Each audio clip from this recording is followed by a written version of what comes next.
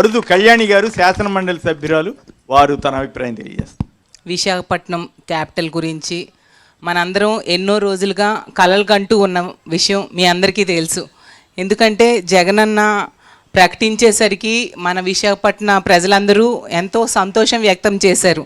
ఎందుకంటే మన ఉత్తరాంధ్ర అత్యంత వెనకబడిన ప్రాంతం. అలాంటి ప్రాంతంలో విశాఖపట్నం కనుక క్యాపిటల్ ఇస్తే మన ప్రాంతంలో ఉన్న వాళ్ళందరికీ కూడా ఇక్కడ ఉపాధి అవకాశాలు దొరుకుతాయి. మన ఉత్తరాంధ్ర ప్రాంత వెనుకబడిన ప్రాంతం వాళ్ళు వలసలు వెళ్ళిపోవాల్సిన అవసరం లేదు, ఇక్కడే ఉండి ఉద్యోగాలు చేసుకోవచ్చు అని ఎంతగానో ఆనందించాం. కానీ మనకి అది తొందరగా రాకుండా ప్రతిపక్షాలు కోర్టులకు వెళ్తూ ఆపుతూ ఉన్న సంగతి మనం చూసాం. నా ముందు మాట్లాడిన పెద్దలు చెప్పినట్టుగా అసలు అన్ని రకాలుగా అనుకూలమైన సిటీ ఏదైనా ఉందంటే అది విశాఖపట్నం. క్యాపిటల్ అవడానికి కావాల్సిన అన్ని అర్హతలు ఉన్నాయి.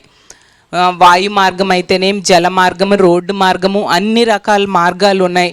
అంతేకాకుండా గతంలో చేసిన పొరపాట్లు పునరావృతం అవ్వకుండా అప్పుడు ఏం జరిగింది, ఉమ్మడి ఆంధ్రప్రదేశ్లో మన తాలూకా రాష్ట్ర ఇన్కమ్ అంతా హైదరాబాద్ డెవలప్ చేయడానికి పెట్టేయడం వలన రాష్ట్ర విభజనలో మన ఆంధ్రప్రదేశ్ తీవ్రంగా నష్టపోయింది. అదే పరిస్థితి రానున్న రోజుల్లో రాకూడదు, 3 ప్రాంతాలు అభివృద్ధి చెందాలి అని పరిపాలనా రాజధాని అని మన విశాఖపట్నం, న్యాయ రాజధాని అని కర్నూలు, అలాగే శాసన రాజధాని అని అమరావతి. అంటే అమరావతిని కూడా వదిలేలేదు జగనన్న. కానీ చంద్రబాబు నాయుడు గారు ఏం చేశారు, ఓన్లీ రియల్ ఎస్టేట్ వ్యాపారం డెవలప్ చేసుకోవడానికి, తన బినామీలను అభివృద్ధి చేయడానికి అమరావతి ఒక్కటే రాజధాని చేద్దామని ఒక ఖాళీ ప్రాంతాన్ని డెవలప్ చేస్తానని చెప్తూ మభ్యపెట్టాడు. 5 ఏళ్ళు ఏమేమి జరిగాయో ఒక్క శాశ్వత కట్టడం లేదు. మనం చూసాం, అన్నీ తాత్కాలిక కట్టడాలే. అసెంబ్లీ అయినా కారుతూ ఉంటుంది వర్షం పడితే, కనీసం అసెంబ్లీకి వెళ్ళే రోడ్డు కూడా సింగిల్ లైన్లో వెళ్తూ ఉంటాం. అంత ఘోరంగా ఉంది. ఉమ్మడి రాజధాని అయిన హైదరాబాద్ని కూడా ఈ ఓటుకి నోటు కేసులో భయపడిపోయి దొరికిపోయాడు అనేసి జైల్లో పెట్టేస్తారని చెప్పి పారిపోయి వచ్చేసాడు. పోనీ ఎక్కడ అభివృద్ధి చేయలేదు, ఉమ్మడి రాజధానిని అనుభవించకుండా వచ్చేసాడు. అంటే దీనివలన ఎఫెక్ట్ అయింది ఎవరు, మన ఆంధ్ర రాష్ట్రంలో ఉన్న ప్రజలు. అంతే కదా, మనందరము ఎఫెక్ట్ అయ్యాము. ఇలాంటి ముఖ్యమంత్రి ఆ రోజు చంద్రబాబు నాయుడు అవడం వలన అలా ఒత్తినే మభ్యపెట్టి ఒక గ్రాఫిక్స్ చూపించే వ్యక్తి చంద్రబాబు నాయుడు. కానీ నిజాలు ఎలా ఉంటాయి చేసి చూపిస్తున్నారు జగనన్న.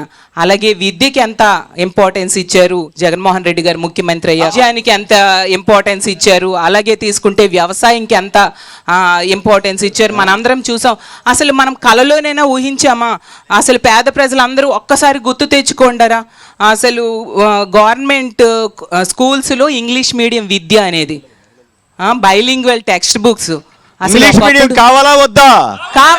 కావాలి. Andhra university vice chancellor Shri Prasad Reddy గారు తన అభిప్రాయం చెబుతారు. అంటే ఇవాళ అంటే వైజాగ్ అన్నీ ఉన్నాయని అందరూ చెప్తున్నారు కదా, చాలా వైజాగ్ అన్నీ ఉన్నాయి. ప్రతి విషయంలోనూ వైజాగ్ ముందంజలో ఉంది. చాలాసార్లు చక్కగా అంటే ఒక ఉపన్యాసం ఉన్నప్పుడు నాలాంటి మనుషులు కూడా ఏం చెప్తుంటారంటే, వెస్ట్ కోస్ట్లో బాంబేకి ఏవైతే అడ్వాంటేజ్ ఉందో ఈస్ట్ కోస్ట్లో వైజాగ్ అదే అడ్వాంటేజ్ ఉంది అని చాలామంది, నేను అట్లీస్ట్ 40 ఏళ్ళ బట్టి నేను వింటున్నాను మాట అంటున్నారు.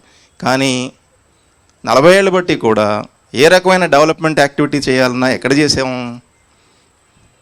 మద్రాస్ ప్రెసిడెన్సీ వరకు వెళ్ళలేనండి, తర్వాత వెనక్కి వచ్చేసి హైదరాబాద్ వచ్చేస్తే పెట్టాం కదా.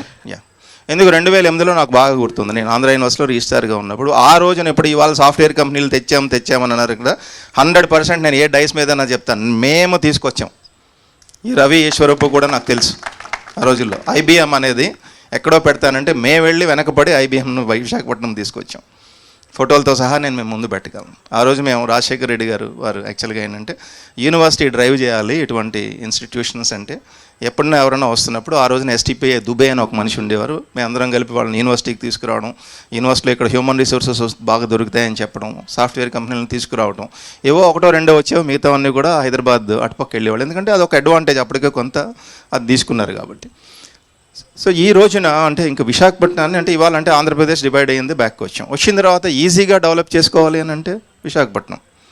ఇక్కడ ప్రాబ్లం ఏమైందంటే విశాఖపట్నం అనేది అందరిది, కానీ విశాఖపట్నంలో ఓనర్షిప్ తీసుకున్నది కొందరు, వాళ్ళ చేతిలోకి వెళ్ళింది విశాఖపట్నం. అంటే ఏంటి, నేను ఆల్రెడీ వైజాగ్ వచ్చాను, పెద్ద హోటల్ పెట్టుకున్నాను, ఆల్రెడీ వైజాగ్ వచ్చాను, పెద్ద కార్ల కంపెనీ పెట్టుకున్నాను, ఆల్రెడీ వైజాగ్ వచ్చాను, పెద్ద యూనివర్సిటీ పెట్టుకున్నాను, ఆల్రెడీ వైజాగ్లో ఉన్నటువంటి రిసోర్సెస్ అన్నీ కూడా నా చేతిలో ఉన్నాయి, నా చేతిలో ఇక్కడ ఉన్నటువంటి నేను సంపాదించుకున్న మనీ తీసుకెళ్ళి ఎల్స్వేర్ కూడా పెట్టుకుని ఉన్నాను. ఇక్కడ నేను పీస్ఫుల్గా ఉండాలి, నా మనీ మాత్రం వేరే చోట ఎదగాలి. ఇక్కడ ఉన్నటువంటి మత్స్యకారులు కానీ, ఇక్కడ ఉన్నటువంటి యాదవులు కానీ, ఇక్కడ ఉన్నటువంటి ఆ తూర్పు కాపులు కానీ, ఆ రెడ్డికీలు కానీ, వాళ్ళు ఆ చిన్న ఇల్లు అలాగే ఉండిపోయి ఎప్పటికీ కూడా ఒకటే విషయం మాట్లాడతాను. ఏంటంటే వెనుకబడిన జిల్లాలు. మేము ఇక్కడికి వచ్చామండి 40 ఏళ్ల క్రితం బీటెక్ చదవడానికి.